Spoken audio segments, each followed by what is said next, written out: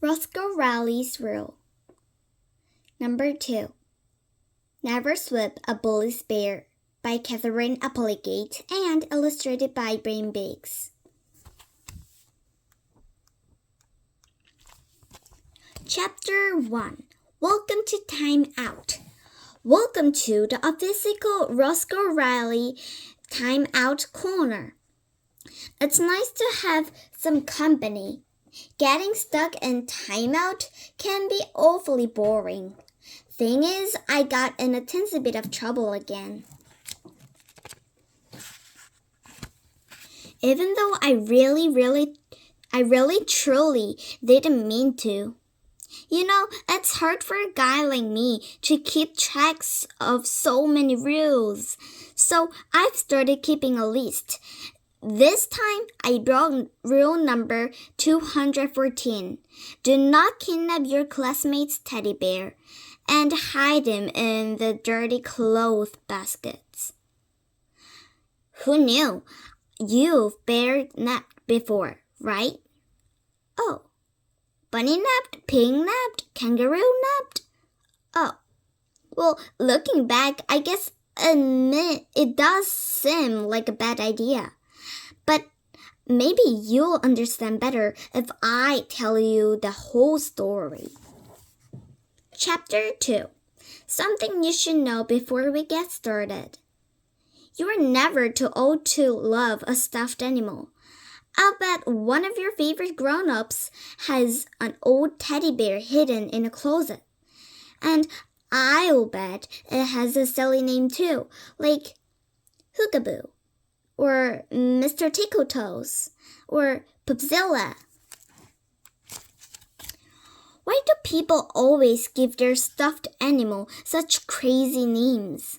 Search me, I named my stuffed pig Hamilton. He is way too cool to be called Poopzilla.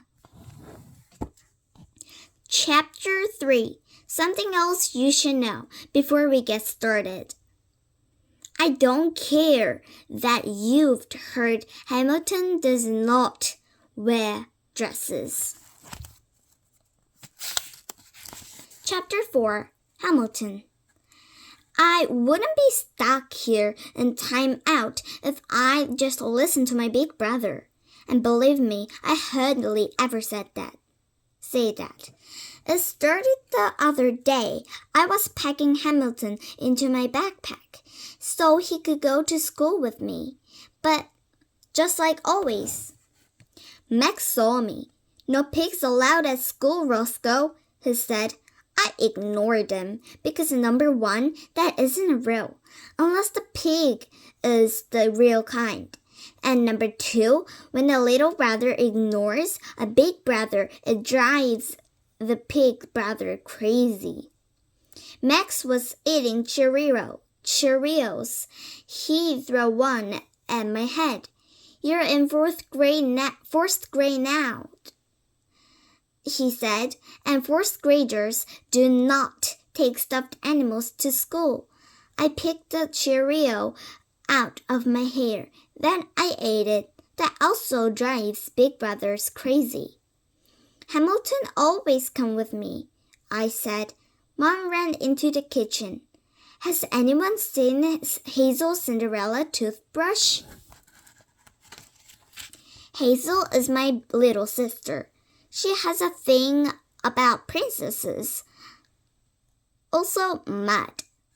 The point is, stuffed animals are for babies, Max said. Max, Mom said, what are you talking about? Roscoe's taking that stink-pot bacon to school. Oh, Roscoe's taking that stink-pot bacon to school, Max said. That isn't his name, I said. Ham, Max said. Hamilton, I said. It would be totally embarrassing if anyone sees you with that thing, Max said. I'd be humiliated. You're in fourth grade, Mom said. Roscoe is in fourth. How is he going to humiliate you? Max shook his head. I'm sorry, Mom. he said. But you know nothing about the real world. People will talk. That pig is Roscoe's best friend, Mom said, and as long as it's okay with his teacher, he may take Bacon, I mean, Hamilton to school. Besides, nobody knows he's there, I pointed out, 'cause he stays in my backpack. Only Emma and Gus know about him, and Miss Dees. Miss Dees is my teacher. And Emma and Gus are my best buddies.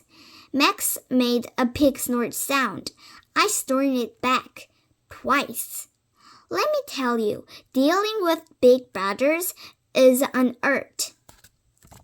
I'm bringing Hamilton, I said, and that's that. The thing is, I've had Hamilton forever.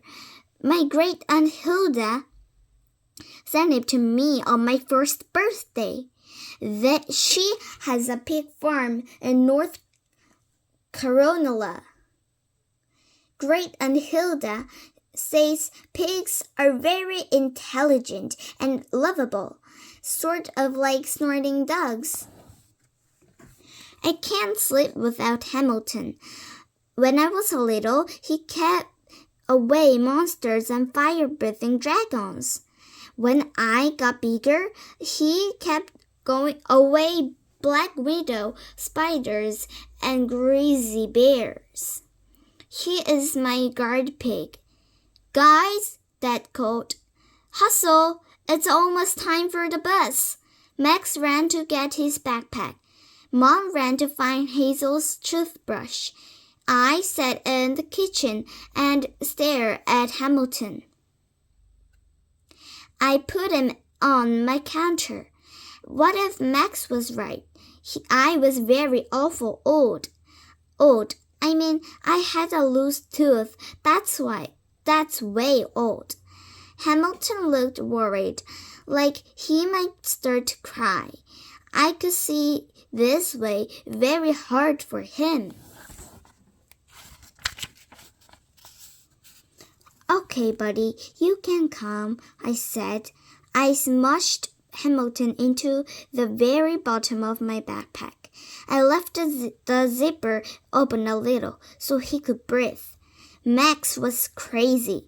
Nobody would bug me about Hamilton because nobody knew about him except Miss Dees and Emma and Gus. I peeked into my backpack. Hamilton, I said, you can come to school with me forever, even when I am a 4th grader. Chapter 5. Your epidermis is showing. When I got to school, I went straight to the cubbies by our classroom. When I hung on my backpack, I checked to make sure no one was nearby.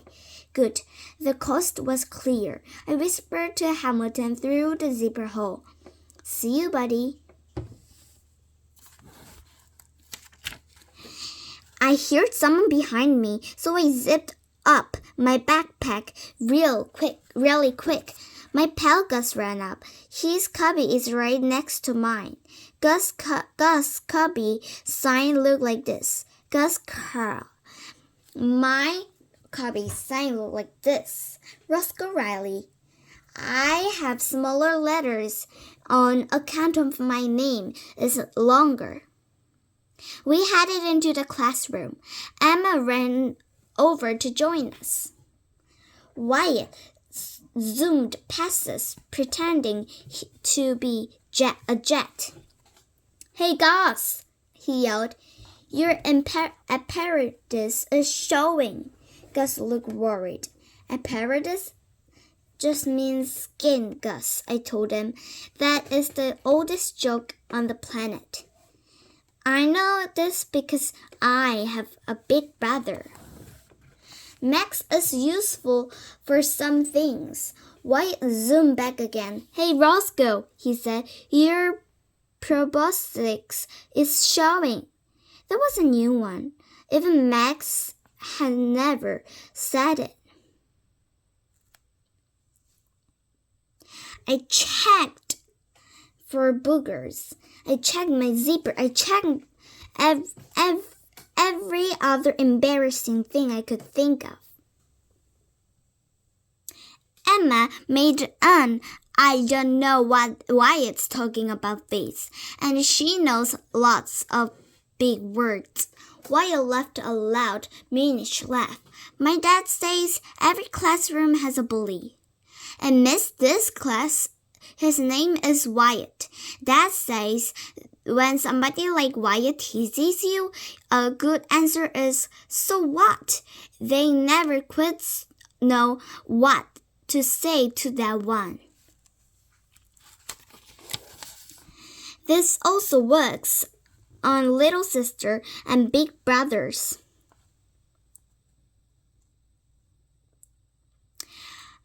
Feel free to borrow so what anytime you need it.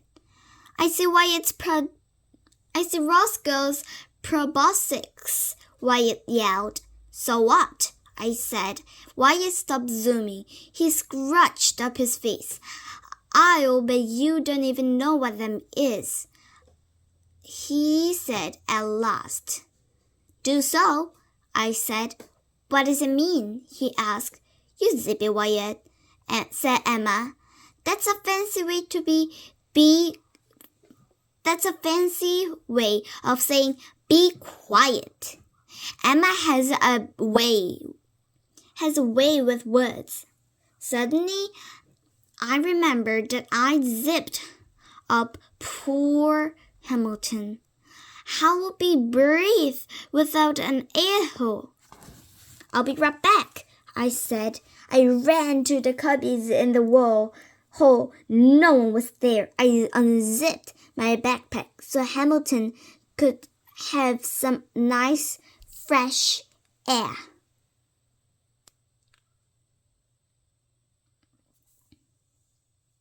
I reached in to move him around so he could be more comfortable. Now you look comfy, I said. Who are you talking to, Riley? Someone asked. I smushed Hamilton down and spun around. Wyatt, nobody, I said. I was just talking to myself. Wyatt looked a step closer. What's in there anyway? I could feel my face getting red. I hate that.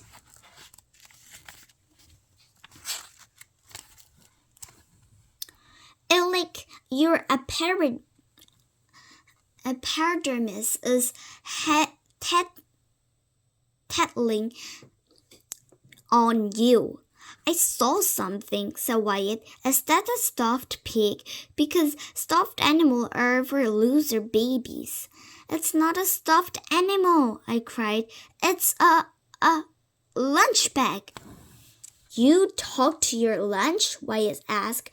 Only when it's Bologna, I said, which I thought was a pretty good answer. I walked back into class. Wyatt was shaking his head. He staring at my backpack. Chapter 6. The Case of the Missing Pig. That night, after I brushed my teeth and put on my pajamas, I went down to the kitchen. I grabbed my backpack off the counter. I reached inside to pull out Hamilton, but there was an empty space where Hamilton was supposed to be. Where was Hamilton? I yelled. He's gone! Hamilton is gone! Mom and Dad ran in. Roscoe, Mom said. What's wrong, honey? Hamilton is missing. I know he was right in here, and now he's gone. Where could he be? I screamed. Hamilton is lost. I am not always calm in a crisis. Not when it's about my pig. Can you think where you might have left him? Mom asked. If I knew where I've left him, then he wouldn't be lost, I cried.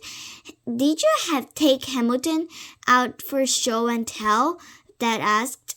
No way, I said. Max said I should humiliate him if people knew I brought Hamilton to school. So nobody saw you with the pig? Max asked. Well, I said, why you saw me talking to him? I didn't know you spoke pig, Max said. I didn't answer, on account of I was ignoring Max. Why it is a real pain, I reminded Dad. Want me to talk to him? Max said. I could threaten to lock him in the boys' room. Max, Mom said, don't think such a thing. Don't even think such a thing. A minute ago you were teasing Roscoe, said Dad. And now you were trying to protect them? Max made his shoulder go up and down. It's my job, Dad. I'm his big brother.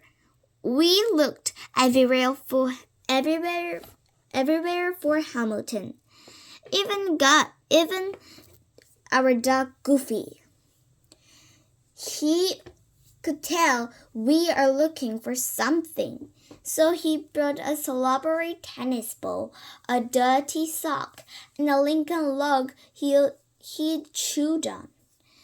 But no Hamilton. Finally, Mom said, I'm afraid we have to call it quit for tonight. Hamilton will show up, honey. He's just a very good hider. We headed upstairs. I climbed into bed. My bed feels funny with a Hamilton, I said. Mom tucked the cover around me. We'll find him, sweetheart, she said. But for tonight, what could we do to make it easier to sleep? I stared at the ceiling. I have a mobile hanging there. It glows in the dark.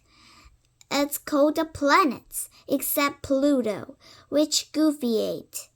I guess that's okay, since the science guy decided Pluto not really a planet.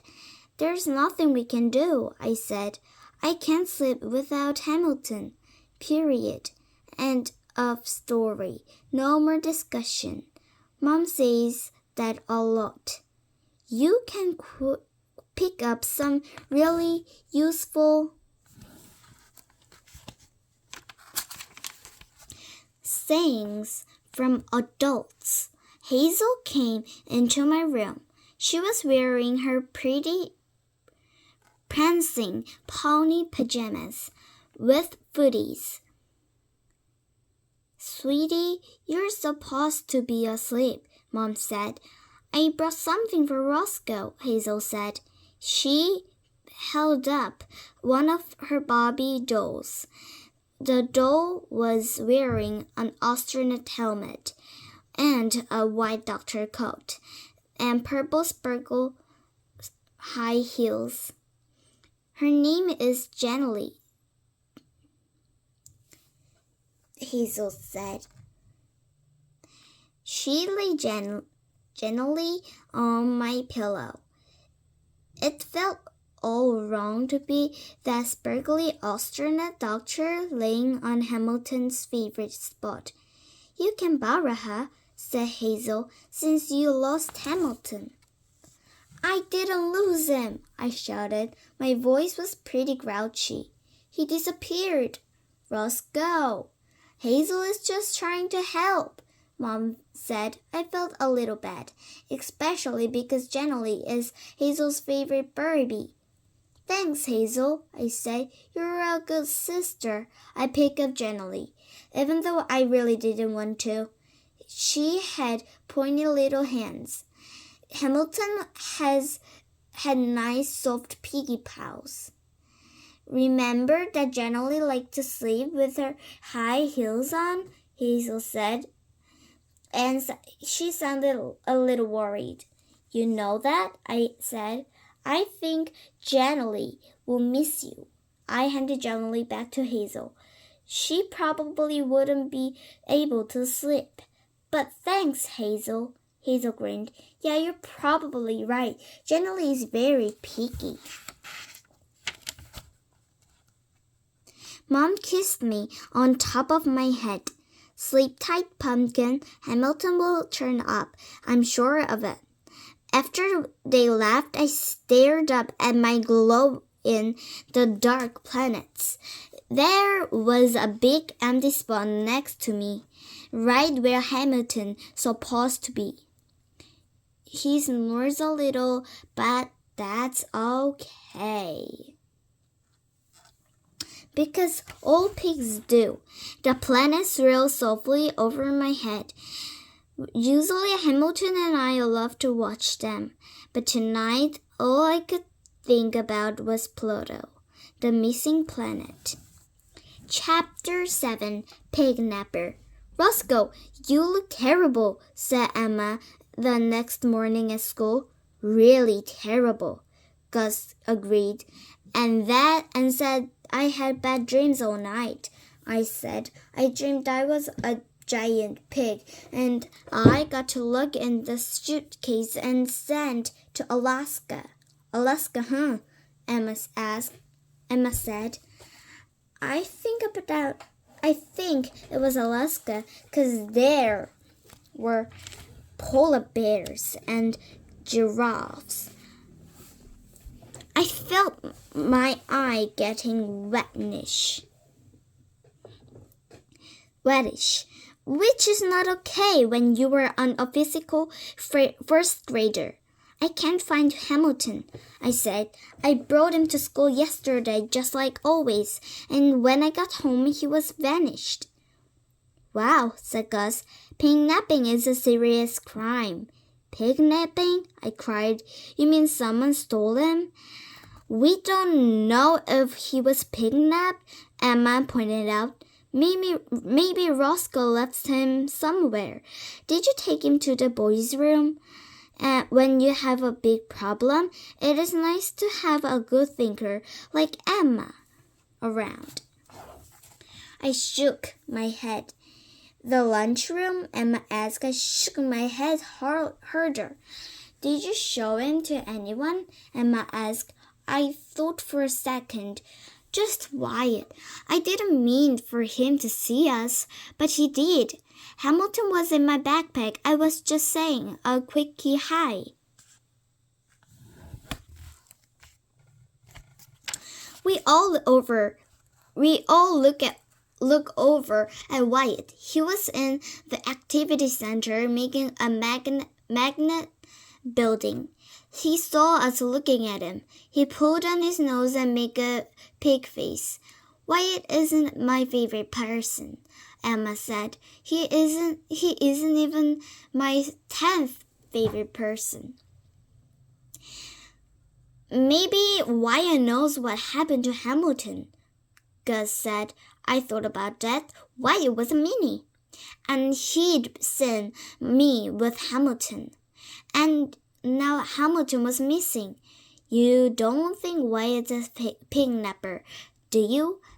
I whispered. Wyatt, why would Wyatt pignap Hamilton? Gus asked. I was thinking about Mr. McGilly took him. Mr. McGilly, I repeated. You mean the janitor? You think Mr. McGilly put Hamilton in the trash? No offense, Roscoe, Gus said, but Hamilton is kind of, old, and he smells a little funny, Emma added. My great-aunt Hilda is old and smells funny, and I loved her, I said. Emma smiled. You're a good guy, Roscoe. You know what I'm going to do? I said. I am going to march right over there, and I am going to ask Wyatt if he could to my pig. But before I could ask, but before I could do that, Miss Diz rang her gonger. It is a real round golden thing shaped like a plate. It hung from a hook on the ceiling. When you hit it with a hammer, it goes gong. That means freeze. Miss Diz used a real ringed teensy little silver bell, but then she figured out we could make more noise than any old bell.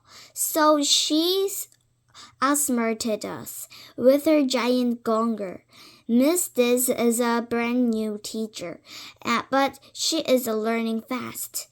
Time for morning meeting, folks, said Miss Diz. We sat in our spot. We talked about the weather. Cold. We talked about the sky.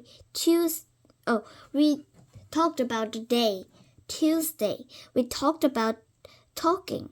We had been interrupting Miss Diz a lot. She said that when someone is talking, you listen with your ears and save your question for the end. Then you use your mouth. Even if you see something, that is a miracle.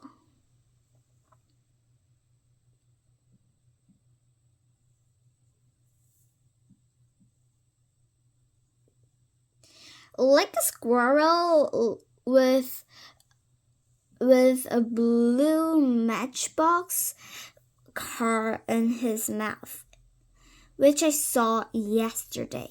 You were not allowed to jump up and scream, Miss Diz, I see a squirrel with a matchbox car in his mouth, or maybe it's an SUV. I am not kidding, Miss Diz. Then that's just for instance. After we talked about the weather and the day, we read our morning message. Miss Diz writes it on a giant piece of paper.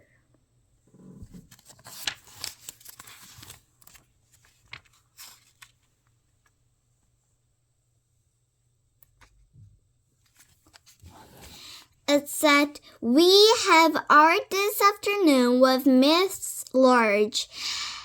Tomorrow is Hassan's birthday. Today, Wyatt is our line leader. I look over at Wyatt. He pulled up his nose and make like a superhero. He pulled up his nose and make another pig face. Then did it. That did it. I jumped up. I took my hand on my lip like a superhero. What have you done with my pig? I screamed. Everybody froze. Then we're perfectly quiet, so that when I saw, I also screamed, you sir, or a pig napper. My very loud voice seemed especially loud. I am not a pig napper, Wyatt screamed back. He looked at Miss Diz. What's a pig napper, Miss Diz? Roscoe and Wyatt, said Miss Diz.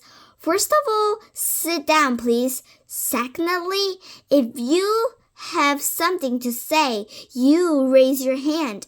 I raised my hand. I waved it back and forth.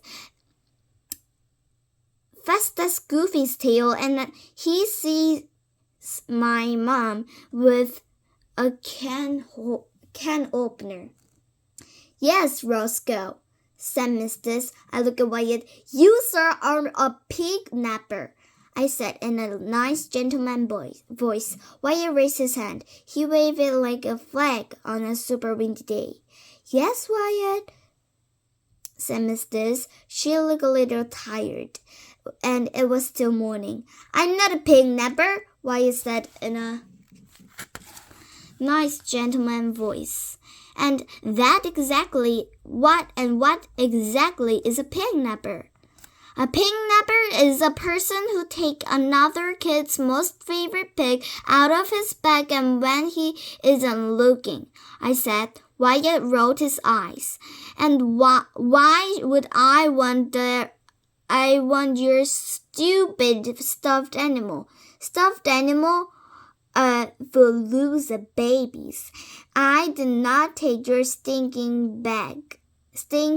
pig. Prove it, Wyatt said. Oh, prove it, I screamed. You prove it, Wyatt said. You cost me. I ran to Wyatt's cubby. I grabbed his backpack and came back extra fast. Roscoe, said Mrs. This isn't appropriate behavior. Wyatt jumped up. I grabbed the other side of the backpack. It said Wyatt on it with a picture of a dinosaur. Wyatt looked pretty mad, kind of like the Tyrannosaurus Rex on his backpack.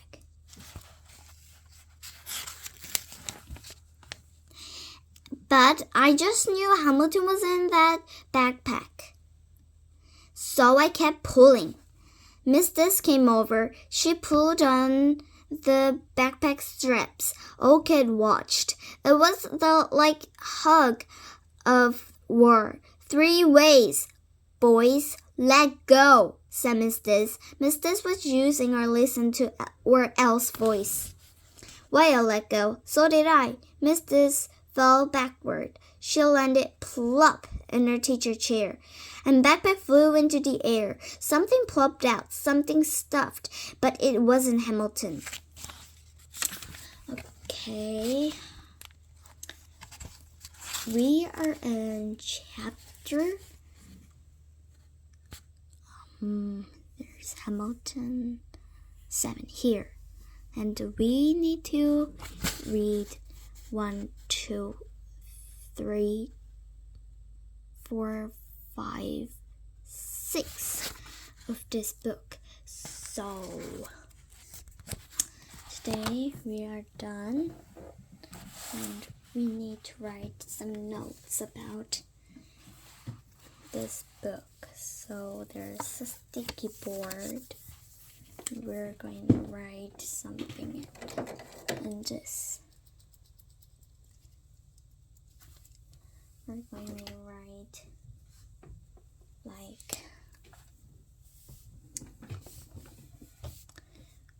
we wait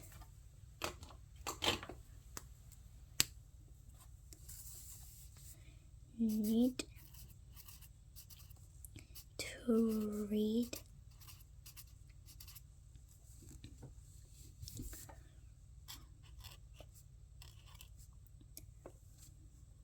Roscoe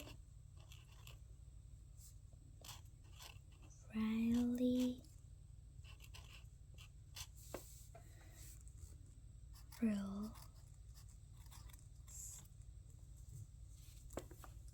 Wait. Chapter 8, Bobo. Chapter 8, Bobo. Next time.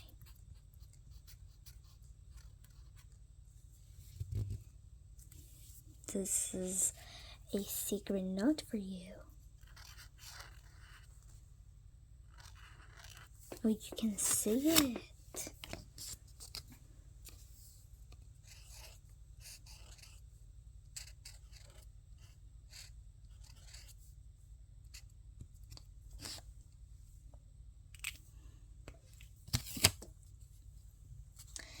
And we're gonna stick it here.